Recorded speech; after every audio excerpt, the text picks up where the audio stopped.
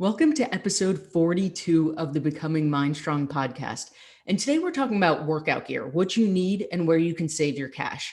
And to me, this is one of those conversations where a lot of times people get so caught up in the logistics that it leads to paralysis by analysis. We overthink this so much that we don't actually start.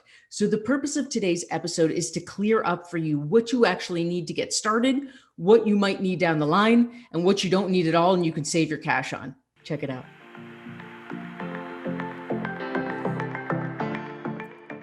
So I want you to imagine for a second that your best friend comes up to you and they are all hyped up about this new car that they just bought. But when they pull the car up to you, the thing's a piece of junk. It's fallen apart. It looks like the Flintstone car basically held together by floss. And when you question them on it, you say, what is this? Why did you spend your money on this car? They tell you, no, don't worry. I just put new seat covers in. So this thing's going to run like a gem. Right? The conversation is what? Like we're having two different conversations. It's awesome that you got new seat covers, but in no world are those seat covers going to make your car run faster. And this is what a lot of us do when it comes to workout gear. We get so caught up in what these things are going to magically do for us that we don't actually do the most important part, which is just start. We'll learn better, we'll tweak, we'll adjust, we'll get stuff we need down the road. But at the end of the day, we need to just start and focus on that consistency. So today we're going to talk about some of the heavy hitters, the big pieces of equipment that you'll see in the gym or you'll hear advertised. And we're going to talk about what you need, why you would need it, when you would need it, and if you need it at all. The big one is shoes, right? And I am not one to to talk badly about shoes because if you ever saw my sneaker collection, it is a bit intense. But the reality is when it comes to working out, you don't need a million pairs of shoes. In fact, if you owned one pair of shoes, you would be fine to get started. As you get more advanced, as you start lifting heavier, there are some tips and guidelines of which shoes are better for certain things.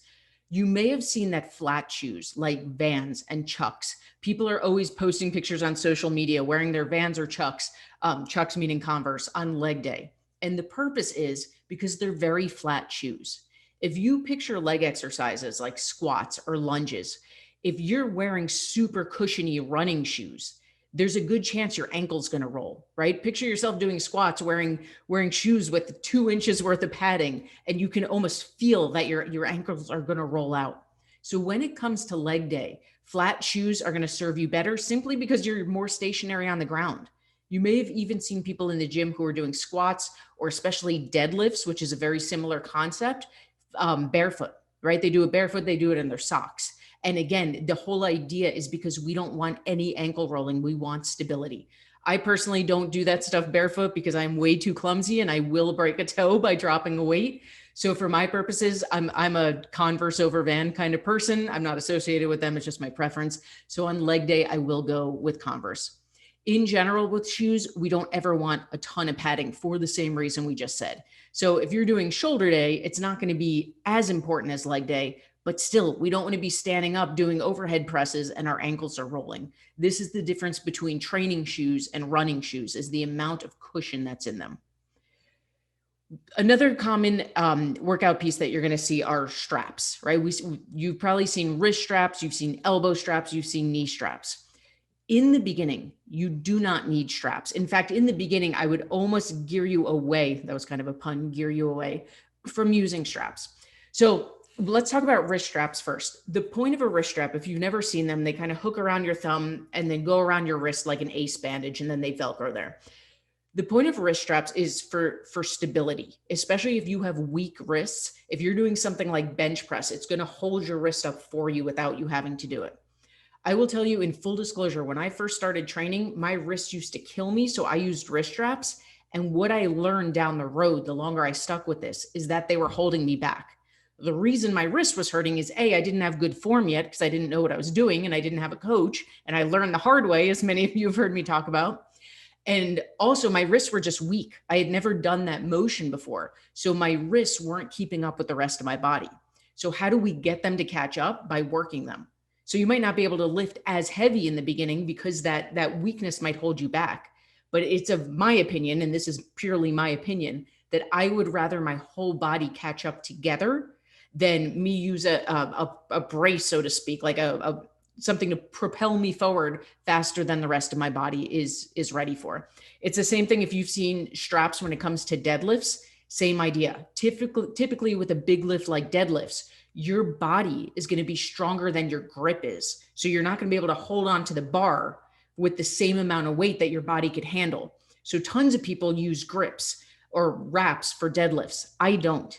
Because again, for me, yeah, I might be able to lift more weight using them, but I want my grip to catch up. So I don't like using any kind of anchor where it's kind of doing the work for me. That's personal preference. As you get more advanced, as you start lifting heavier, you might want to use grips or straps to lift heavier. People use them on lat pull downs. There's no right or wrong. For me, for the way my mind works, for the way I want my body to shape up, I would rather go at the pace that my grip can handle, that my wrist can handle, that whatever body part it is, then use that brace. Many coaches will tell you otherwise.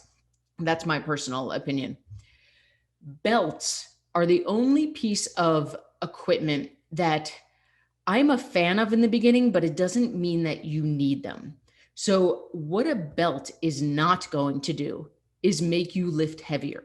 Okay. And this is a very common misconception. People say, well, if I just had a belt, I could squat heavier. That's going back to the car seat in the junker car analogy. What a belt does is it's a physical representation of how you're bracing your core. And here's what I mean by that. When you do big lifts, especially squats, also deadlifts, bench press, really any exercise, when you're doing them correctly, your core should always be braced. So the way I always describe it is the ready position. Like if I'm about to do an exercise, if someone were to come up and punch me in the stomach, I could kind of handle it because my core is already braced for it. That's why every exercise is technically an ab workout if you're bracing your core correctly. On a big compound, it's called a compound exercise because it uses lots of body parts, like squats. Squats is a big compound exercise. When you breathe for squats, what you're actually doing when you do it correctly is you're taking a big breath in, bracing your core and holding it, then you're squatting down. So if you do that without a belt, cool, you can 100% do it. Tons of people do. You don't need it. But when you have a belt on, you can picture it. Put your hand on your stomach right now and picture it. When you take that big belly breath in and you brace your core, right? You flex your abs, you can feel your stomach pushing on that belt. So now you have a physical representation of your breathing and of that pushback, of that brace. So I'm a huge fan when I do squats, especially, I'm always wearing my belt because it's a reminder to myself more than anything of how I need to be breathing, of how I need to be bracing my core. There are people who wear belts for everything, even if they're training arms, because again, it's just a reminder of that pushback. Now, I want to be clear on something. Waist trainers are kind of a form of belt. When I'm talking about belt, I really mean like the specific weightlifting ones, but waist trainers are a kind of belt. A waist trainer, when someone can show me the scientific proof, I will change this statement. Until then, it does not exist. A waist trainer does not make you lose weight. That is the most ridiculous thing I've ever heard in my life, because the only way to lose weight is to be in a caloric deficit. So for years, when I first started Mindstrong, I used to tease weight trainers all the time. Then I tried one and I kind of tried it as a joke. And what I found is that I actually loved it. It did nothing for losing weight. I want to be crystal clear on that. A waist trainer will not train your waist into losing weight. But what a waist trainer does, it's kind of like wearing a belt all the time, but it's tighter. A waist trainer goes under your clothes, whereas a belt is going to be very specific around your clothes. And having that on all the time is just that constant reminder about bracing your core. So if I'm doing arms, if I'm doing shoulders, I just have that constant pressure on my core that's reminding me to brace. So I don't wear it all the time. It's not the most comfortable thing in the world. You take it off the end of the workout and you're like, oh, I can finally breathe again. But it was very interesting. That was just in the past year or so that I experimented with it and found that I like it. But I use my belt way, way more often. The big thing with equipment is this. They're designed, any piece of equipment is designed for a very specific reason. And nothing in that reason is going to make you stronger, is going to make your muscles tone up more, is going to make you lose more weight, is going to make you gain more muscle. That's not the point. It's an accessory. Just like those seats in your car, it's an accessory. So something like a grip is going to help you not lose, obviously, your hand grip. Something like a wrap is going to stabilize that muscle.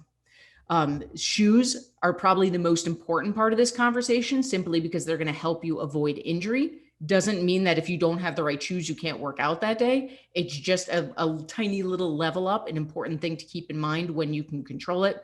Something like a belt. Again, I forget my belt all the time. Does it mean I don't work out? Absolutely not. But it's a good reminder about bracing your core. At the end of the day, the most important part of workouts, always, always, always, is not even intensity, it's consistency. If you've listened to the podcast episode about how habits are formed, we know that consistency trumps intensity every day of the week. And it's not about having 100% of the right equipment. It's not about doing things perfectly. It's about starting, messing up, learning, tweaking, adjusting, and continuing on. And any piece of equipment that you add on top of that is to serve a specific purpose. But at the end of the day, consistency is key.